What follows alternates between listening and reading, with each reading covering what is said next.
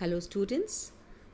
Today we'll be starting with the second part of two stories about flying, that is The Black Aeroplane by Frederick Forsyth. Before we start with the chapter, let us see what the chapter is about, a gist of a black aeroplane summary. The story Black Aeroplane is about a pilot who feels happy and contented to fly over a city that is sleeping, as this is the night time. He is flying from Paris to London. While taking his flight, he dreams about the long holiday with his family.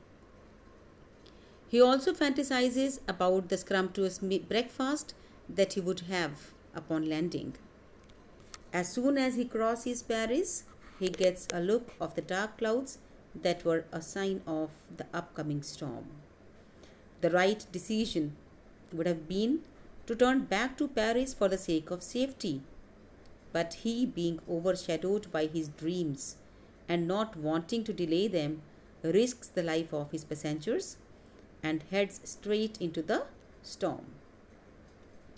Everything gets dark. He is unable to see. All his direction instruments stopped functioning and he lost control of the plane. When all hope was lost, he saw another plane whose pilot was more than willing to rescue them. The author was panicking as there was very less amount of fuel left. The anonymous pilot guided them out of the storm and disappeared as soon as they saw light. Upon landing, when he asked the lady in the control room about the other pilot, he is left in shock when he says that his was the only plane in the sky. So dear student, the question arises that where did that aeroplane come from? Who was the man who asked him to follow him? And where did he disappear after leaving him in safety? These are all the questions which are still surrounded in mystery in the chapter. But we can say that probably there are some kind and compassionate supernatural powers, and man is never alone even in the sky. So now let us start with the chapter, The Black Aeroplane. The moon was upcoming in the east behind me, and stars were shining in the clear sky above me. There wasn't a cloud in the sky.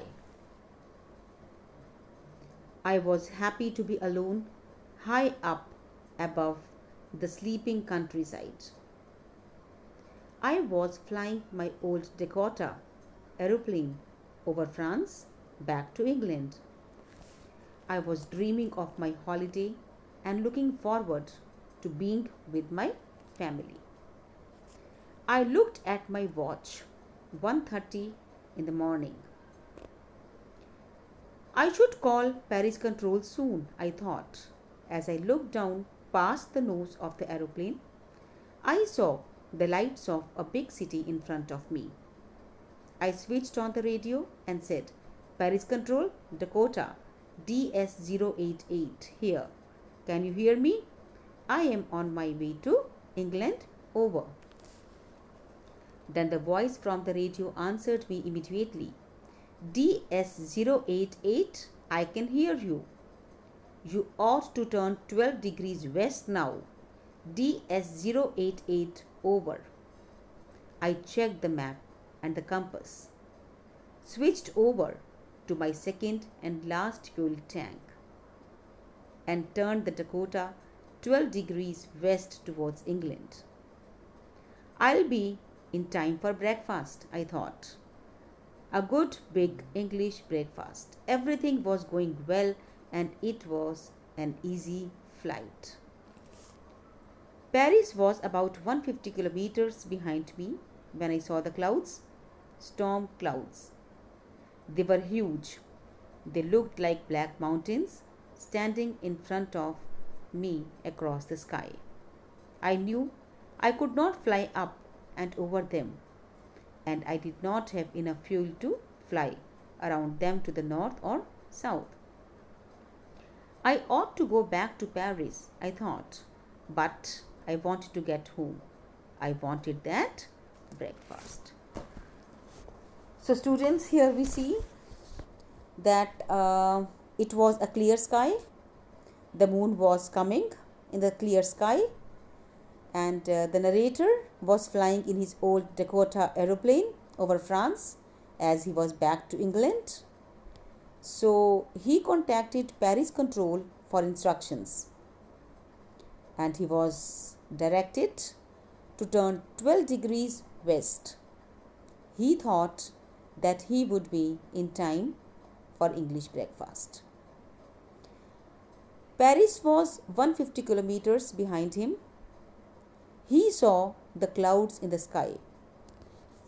They were storm clouds. They looked like black mountains standing in front of him. He could not avoid by flying up and over them. He did not have enough fuel to fly around them, north and south. So he thought of going back to Paris, but he wanted to go home for breakfast. So now let us continue with the next line. I will take the risk, I thought, and flew that old Dakota straight into the storm. Inside the clouds, everything was suddenly black. It was impossible to see anything outside the aeroplane. The old aeroplane jumped and twisted in the air. I looked at the compass. I could not believe my eyes. The compass was turning round and round and round. It was dead. It would not work. The other instruments were suddenly dead too. I tried the radio. Paris Control, can you hear me? There was no answer. The radio was dead too. I had no radio, no compass, and I could not see where I was. I was lost in the storm. So students, the narrator took the risk. He took that old Dakota straight into the storm. Inside the clouds, everything was suddenly black, and he could not see anything outside. The old aeroplane jumped and twisted in the air. And then he looked at the compass. It was also dead. And when he found other instruments, the other instruments were also suddenly dead too. So he tried the radio to contact Paris Control, but again there was no answer. He did not even know where he was. And now he was in a very hopeless situation. Continue with another line. Then, in the black clouds quite near me, I saw another aeroplane. It had no lights on its wing, but I could see it flying next to me through the storm. I could see the pilot's face turned towards me. I was very glad to see another person. He lifted one hand and waved. Follow me. He was saying, follow me. He knows that I am lost, I thought. He's trying to help me. He turned his aeroplane slowly to the north in front of my Dakota so that it would be easier for me to follow him. I was very happy to go behind the strange aeroplane like an obedient child. So, dear students, the narrator saw that he was totally lost in the storm and he was totally hopeless, but suddenly he saw another aeroplane and the black aeroplane was flying just next to him. He could even see the pilot's face and he was very much happy. He was very delighted to see another person. So the pilot directed him to follow him, he said, and he started waving his one hand, and the narrator followed him like an obedient child.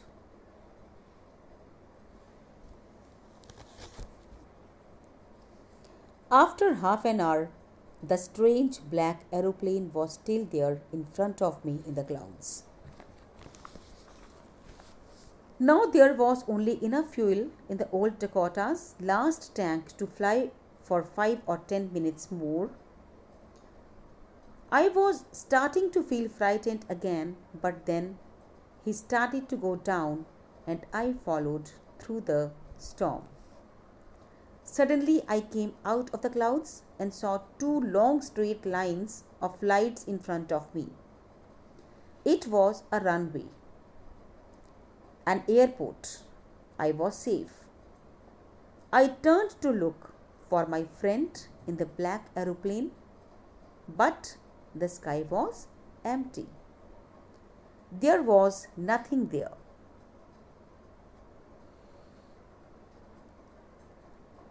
The black aeroplane was gone.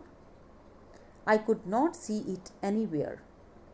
I landed and was not sorry to walk away from the old Dakota near the control tower. I went and asked a woman in the control center where I was and who the other pilot was. I wanted to say thank you. She looked at me very strangely and then laughed. Another aeroplane? Up there in this storm? No other aeroplanes were flying tonight. Yours was the only one I could see on the radar. So who helped me to arrive there safely without a compass or a radio and without any more fuel in my tanks? Who was that pilot on the strange black aeroplane flying in the storm without lights?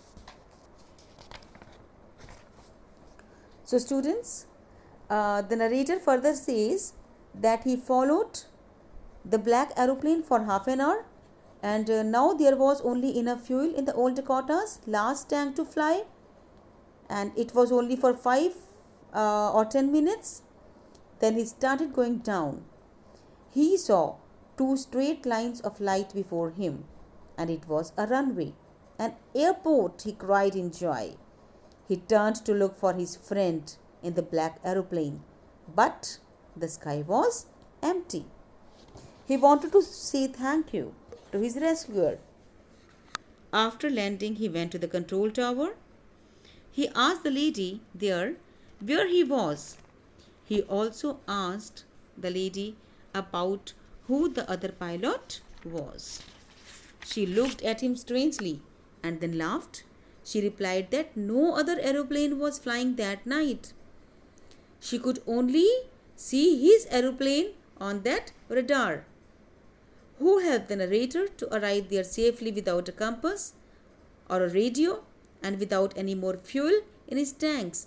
It remained an unsolved mystery. So students, the message of the story is that never say die till the end. Never lose hope even in the most hopeless situations.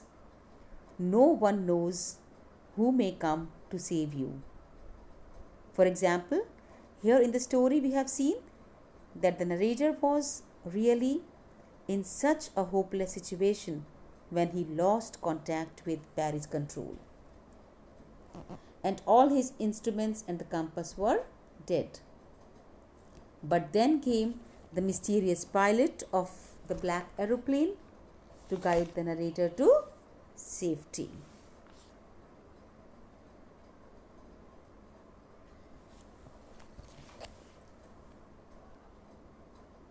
So students, here your chapter ends. This was the part 2 of chapter 3. So whatever questions, whatever doubts and queries you will be having, that will be sorting it out in our Microsoft Teams session. So here I end the lesson.